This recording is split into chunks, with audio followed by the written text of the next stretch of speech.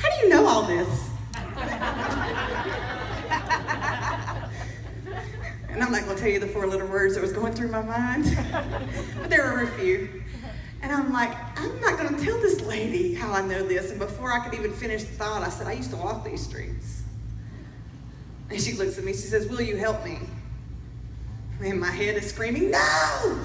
And my mouth says, yes. So here I am about to do ministry, and I don't even like Jesus. I told you he tricked me. Well, what happened is he did trick me. If you listen to if you're from the area and you listen to 93.7, her name is Roxanne. Roxanne and Chris, and she led me to Christ. But the way she led me to Christ is the way we're supposed to lead others to Christ, through love and grace. Because boundaries, tough love, guilt, shame, condemnation has never healed anyone. The only healing comes from love and grace.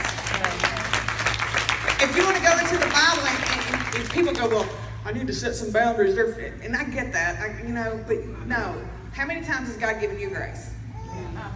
How many times did you not deserve it? Every single one. But Jesus came and fulfilled the law, and he tore the veil in half. And he said, you can come to me now. You don't have to go through a priest anymore. You don't have to go through all these things. I am grace. And it's your responsibility to show my grace to others. And that's what Roxanne's name is Lisa. I don't know her as Roxanne. Roxanne is her media name. And Lisa loved me to Christ. See, when I met her, I was in a homosexual relationship. I smoked more then than I do now, and I said a few more cuss words then than I do now. Actually, if you see the car out there with the decal on the back says, I love Jesus, but I cuss a little, that's mine. He still loves me, I'm good. You too? Yeah. You too back there? It's okay, he loves you. I'm glad I got a me too in here. I love Jesus, but I cuss a little. She loved me to Christ. But what happened was Jesus tricked me again. Because see, I have been in situations like every girl out there on the streets at 2 o'clock in the morning when I wanted another fix, or the pimp was gone and I wanted to get out, or I wanted to die. There was no help. There was no help. And so I knew there would come a day there would be a girl we couldn't help, and they're dead. And so Well House, God gave me the vision. It's completely different. We never charge the ladies anything, ever. Ever. She is not charged anything. And we pay for everything. We pay for prescription medication. We pay for GEDs. We pay for college entrance. We pay for CDL license if they want to go to school. We pay for it. We pay for it. Because I didn't want her to feel re-exploited by another program. She don't have to be clean to come to us. Because I told you I wrote 2 substance abuse treatment programs I don't even believe in, because what's the first thing a drug treatment center wants you to be? And then if you get high while you're there, what do they do? Yeah. I'm sorry, but they're recycling. Is all they're doing. I don't agree with it. And we've got some great centers, and I love them and support them all, but this is what God called me. And so we provide everything she needs. If your house burnt down, what would you need? That's what she gets when she walks in the door. And we don't give trial size out. We do on the streets, but we don't at our houses. Why? What does trial size say? You're temporary. She's not temporary. I don't care if she only stays 5 minutes. She's not temporary. And I do use Suave shampoo and conditioner when it's the end of the month and I'm broke.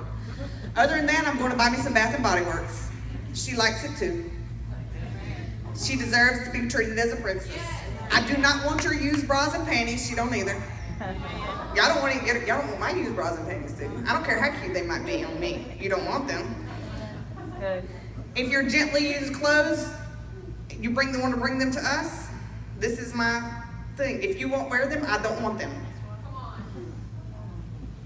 It's okay that I don't like it anymore, but I would still wear it. Yes, I will bring it and donate it. If it's a rag, please wipe your mirrors or something off with it, throw it away. I don't need it. And we don't have time to go through it.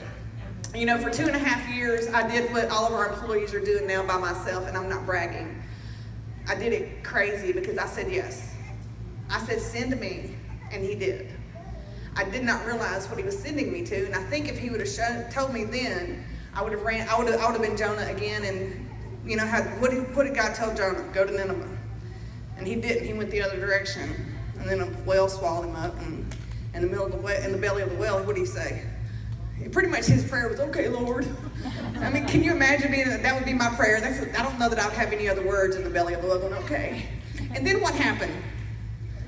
He became whale vomit. And he said, okay, Lord, what do you want me to do? And what did the Lord say? Go to Nineveh. He didn't change his mind. It's the same thing. So I have been whale vomit a couple of times, but I kind of learned early just to say yes, send me. And you want to talk about attacks when you say, Laura, I completely and totally relate. So recently, I'm going to share this with you. I got 2 more things I want to share, and then I got something I want to read to you. I was at a military base, and I was speaking about trafficking in my story, and I talked about Jesus at a military base. Evidently, somebody in the audience didn't like it. Washington, D.C. called me a week later. 4 articles have been done on me in the military.com and Army Times and couple other newspapers. And this group of attorneys called me and said, you're being attacked. And I was like, I am. And it's pretty big, and we've got to do something because it's through the military. And I was like, okay, why am I being attacked? And she said, you talked about Jesus at a military base. I went, yeah, I did. I talked about Jesus at the White House 2 years ago. I talk about Jesus everywhere I go. And she proceeds to tell me that this man had filed a Freedom of Information Act to the military base wanting my testimony. I had to give them a brief outline of what I would say when I went there, so that was one of the ones I prepared for. I'm not sure how much preparation there was done, but prayer. And so she's talking to me and telling me all this stuff, and I stop her because it's early in the morning and I hadn't had much coffee by that time. And I said, wait a minute. I said, so I'm a 2-time convicted felon. My rap sheet, you hold it up, it drops to the ground. I've been exploited in every state but Alaska and Hawaii and Canada and Mexico too. I've had more pimps than I can count. And he's attacking me because I talked about Jesus? And she said, yeah. I said, hold on, let me get this straight. And this time I'm laughing. I said, so the only reason he's attacking me is because I talked about Jesus. There's like 25 million other things in my life that you could attack me about, and you want to attack me because I talked about Jesus at the military base. And I just cracked up laughing. I said, well, let that be the reason I get attacked then, because I'm not going to stop talking about Jesus. I don't care if it's a military base, a White House, a church, the grocery store line, I'm going to talk about Jesus. Because Jesus saved my life. And because of that, and through Well House, we're able to save more lives. So right now we just purchased 65 acres of land.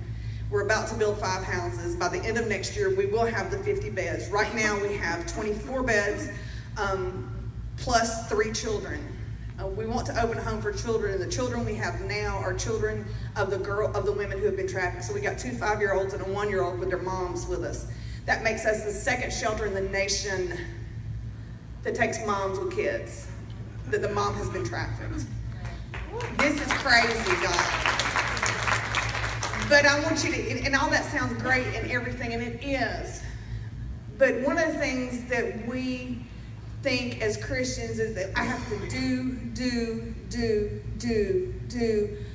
get to God. And I don't have to clean up to get to God. He meets me right where I'm at, messy.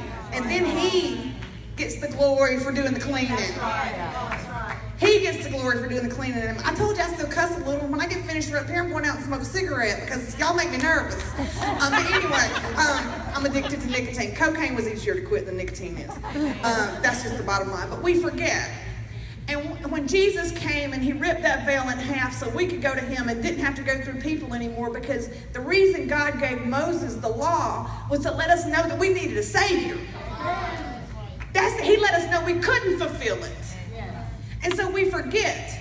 See, when God created man, what did he do the next morning? What? Nobody knows the answer? What, really? He rested. And we live in a society that exhaustion is a status symbol. And we don't rest in our Lord. We don't rest knowing that He's going to provide food for today. I ain't got to worry about tomorrow. He's going to provide what I need today. And if you don't need it today, it ain't coming today. See, people say, well, He's an 11th hour God. No, He's not. He's a 23rd and 3/4 hour God. It's almost the next day when He finally shows up. Believe me, I've been in that waiting boat. But in the process of that 23 and 3/4 hours, we forget to rest. We forget to rest in Him. We forget, because see, when I'm working, He's resting. When I'm resting, He's working. So, a beautiful friend of mine, her name is Trisha Gunn. She wrote this book called Unveiling Jesus. And if you want to know about the grace of our Lord, I can give you a link to get this, but I want to read you a little bit of this, and then we're going on to the next, because ladies, we forget this. And this is a part that I read to myself quite often. So this is what the Lord told her right before she wrote this. Like I said, her name is Trisha. Lord, it seems to me that even believing is a work. It seems like the one thing we have to do. He responded, believing is the choice to do nothing in your own strength. Rest, Trisha, trust me. Then he began to speak to me about my life. Maybe you can relate. And he said, rest when you want to dredge up all your failures and get them off your back. I don't remember your sins, trust me. Rest when people misunderstand you. I understand you better than you understand yourself. Trust me. Rest when untruths are spoken about you. I believe in you. Trust me. Rest when you mess up and you want to fix it. I can handle it all by myself. Trust me. Rest when your flesh says, do something. It is finished. Trust me. Rest when logic tells you the exact opposite. My ways are not your ways. Trust me. Rest when people are screaming, go! And I am saying, stop. I know your future. Trust me. Rest when you have all the answers and they're on the tip of your tongue.